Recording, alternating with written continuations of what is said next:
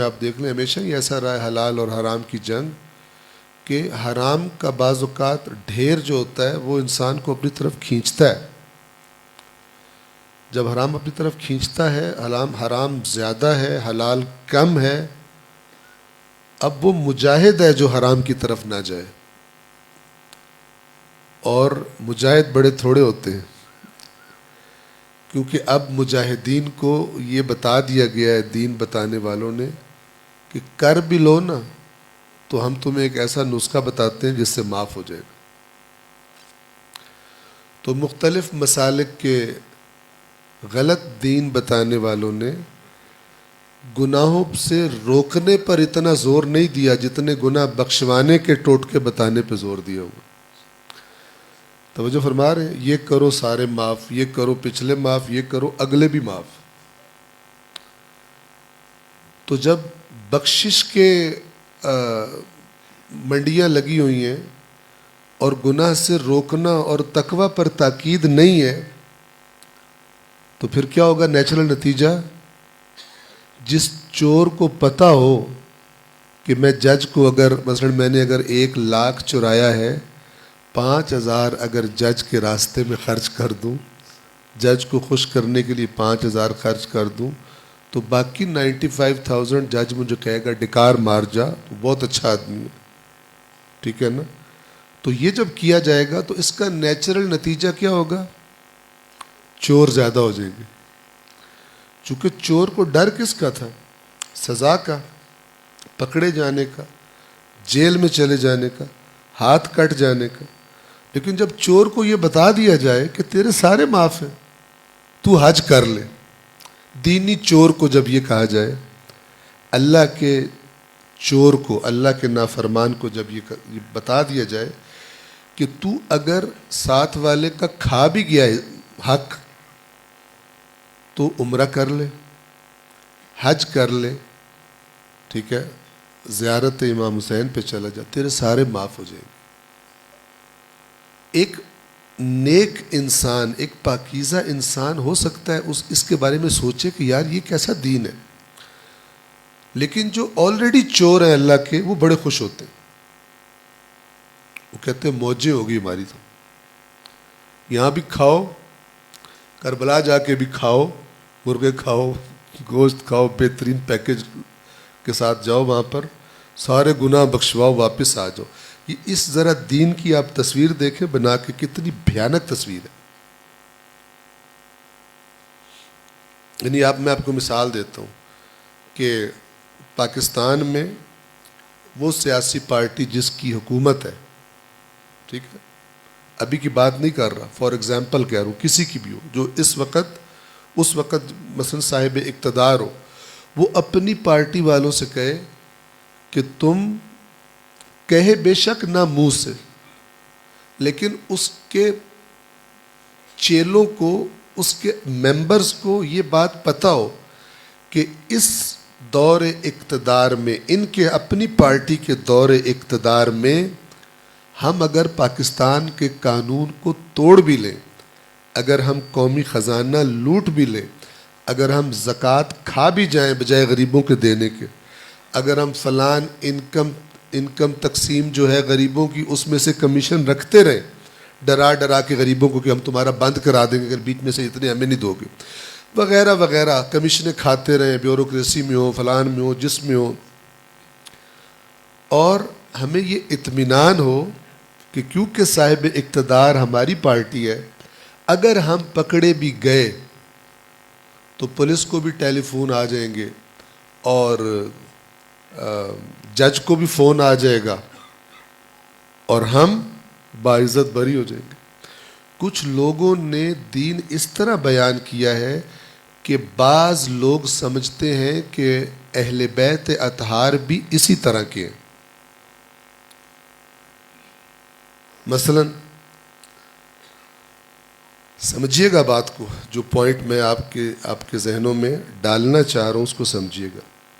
اگر ایک کرپٹ آدمی، ایک چور، ایک رشوت خور، ایک اللہ کی نافرمانیاں کرنے والا اس کو صرف یہ بتایا جائے کہ مومن جب مرے گا قبر میں مولا آئیں گے، چل بھائی، کتنا خوش ہوگا وہ، کتنے مولا اسے پیارے لگیں گے. لیکن اس کو یہ پتہ نہیں ہے کہ مولا وہ شخصیت ہے کہ جب بازار میں نکلتے تھے اپنے دور خلافت میں تو اگر کوئی ناپ تول میں کمی کر رہا ہوتا تھا اس کو آن دا اسپاٹ کوڑے مارتے تھے. تو آیا مولا چینج ہو گئے ہیں؟ پہلے بے ایمانوں کے دشمن تھے، لیکن اب چونکہ کچھ اگر کوئی بے ایمان ان کا نعرہ مار دے اور کہ میں مولا کی ولایت کا قائل ہوں، تو وہ جتنا بھی بے ایمان ہو اس کے لیے مولا چینج ہو جائیں گے؟ نہیں. جب اس طرح دین بتایا جائے گا تو پھر آپ انتظار کریں کہ بے ایمانوں کا ڈھیر لگ جائے، کرپٹ لوگوں کا، اللہ کے نافرمانیوں کا ڈھیر لگ جائے اور سارے اپنے آپ کو بخشا ہوا سمجھتے ہیں. اس طرح کی روایات کو، جس نے حج کیا ایسے ہو گیا جیسے ماں کے پیٹ سے نکلے، اگر کسی نے اپنے بہن کا، بھائی کا، یتیم کا حق کھا کے حج کیا ہے وہ ایسے ہو جائے گا جیسے ماں کے پیٹ سے نکلا. سوال ہی پیدا نہیں ہوتا. اللہ کا نظام کوئی کرپٹ لوگوں کو این آر او دے so called N R O دینے والا نظام تھوڑی ہے. اگر آپ اس کو اس طرح کی جس طرح بعض اوقات لوگ دین کے نظام کو سمجھ لیتے ہیں اور اس بیماری میں مبتلا ہو جاتے ہیں، اس کو اگر آپ تصور کرنا چاہیں تو وہ ایسے ہی ہے کہ کسی نے کروڑ کا گھپلہ کیا ہے اور اب جج کے پاس پیش ہوا ہے تو جج اسے کہتا ہے اگر تو 20 لاکھ مجھے دے دے 80 خود کھا جاؤ. تو کچھ لوگ کیا نظریہ ہے، اگر 1 کروڑ حرام کا کھایا ہے تو بیچ میں سے 20 لاکھ کی کوئی مسجد بنا دو، کوئی نیاز دلوا دو، کوئی یتیموں کی خدمت کر دو، فلان کر دو، باقی 80 لاکھ معاف ہو گئے. یہ جو گناہوں کی بخشش کی روایات ہیں، ان روایات کو اللہ کی کتاب کی آیات سے کاٹ کر اور دیگر روایات اہل بیت سے کاٹ کر اگر عوام کو بتایا جائے گا تو پھر بے ایمانی، خدا کی نافرمانی یہ آٹومیٹیکلی زیادہ ہوگی، بے حیائی آٹومیٹیکلی زیادہ ہوگی. میں آپ کو مثلاً ایک تضاد بتاتا ہوں، ایک تضاد جو بعض اوقات دیکھنے میں آتا ہے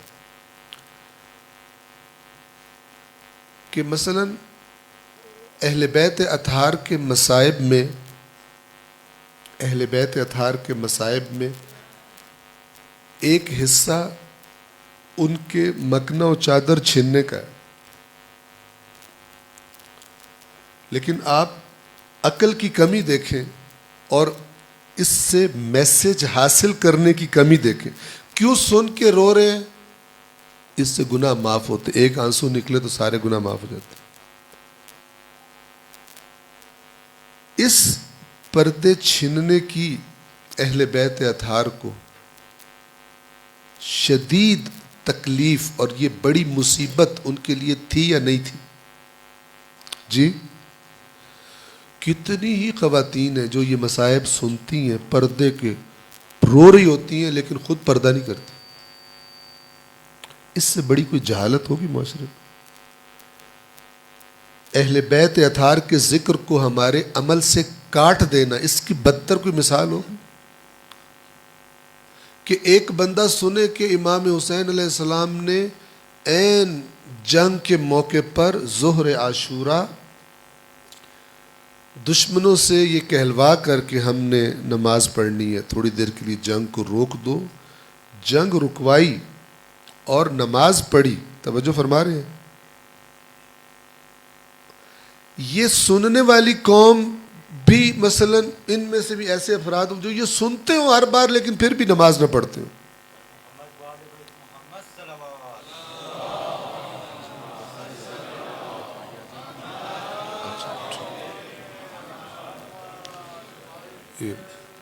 اب ماشاءاللہ بڑے ٹک کے اور جم کے بیٹھے ہوئے ہیں.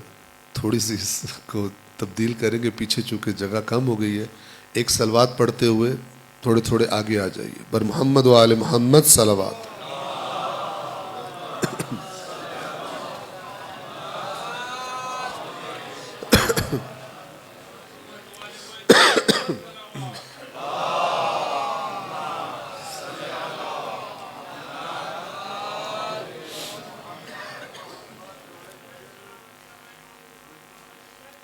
معنی یہ ہے کہ ہم جو مرضی کرتے رہیں، کیونکہ ہم اہل بیت کے نام لیوا ہیں، ہم بخشے جائیں. اور بعض اوقات بڑے بڑے یعنی سمجھدار لوگ عوام راضی کرنے کے لیے اس طرح کی باتیں کر رہے ہوتے. ایک صاحب کو سنا، شاید آپ نے بھی ویڈیو کلپ دیکھا ہو. ہم جب قیامت کے دن اللہ کی بارگاہ میں جائیں گے، ہم اللہ سے کہیں گے پروردگار ہم عمل تو نہیں کر سکے. آپ توجہ کریں، قوم کو کرپٹ کرنے کے طریقے.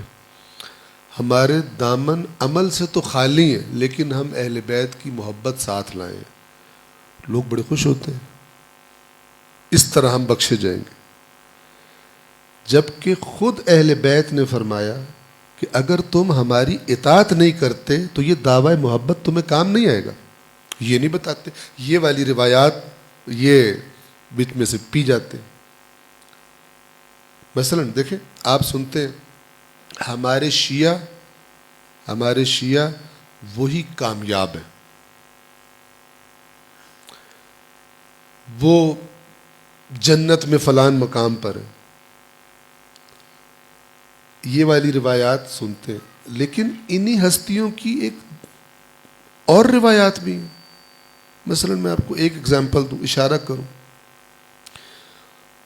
اصول کافی کتاب الایمان والکفر باب الطاعت والتقوی حدیث نمبر 3، دیگر حدیثیں بھی ایسی، ایک آپ کو بتا رہا ہوں. اس میں امام محمد باقر علیہ السلام